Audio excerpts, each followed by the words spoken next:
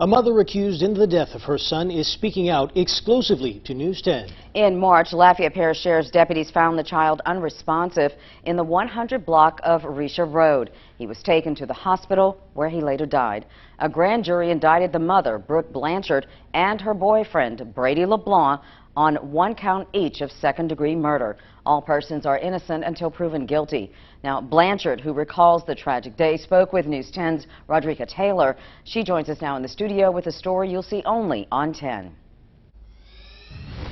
Brooke Blanchard says she is sharing her truth in hopes of proving she is innocent in the death of her son.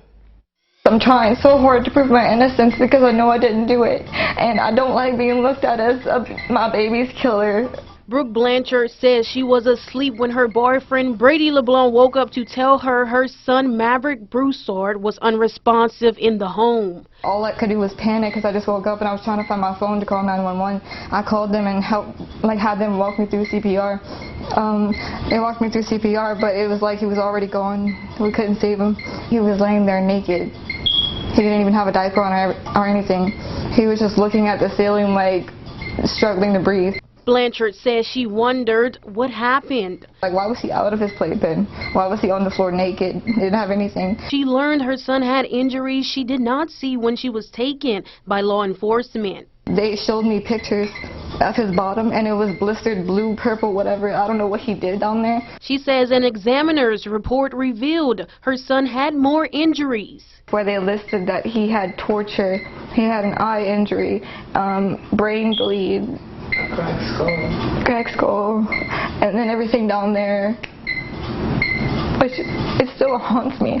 Like, Blanchard tells News 10 she and her boyfriend were on drugs the day her son died.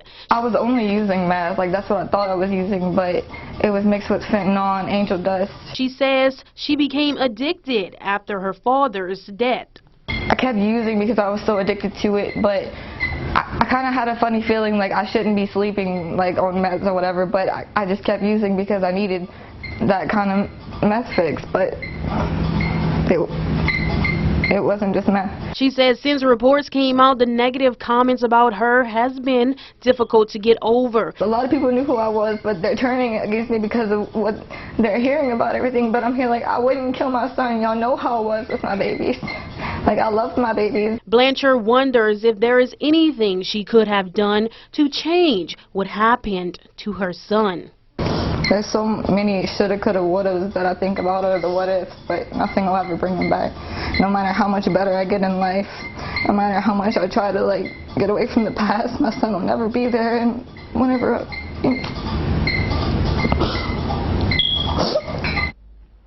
Since being out of jail, Blanchard says she has been going to substance abuse classes and therapy. There is no official trial date set yet. Rodrika Taylor, KLFY, News 10.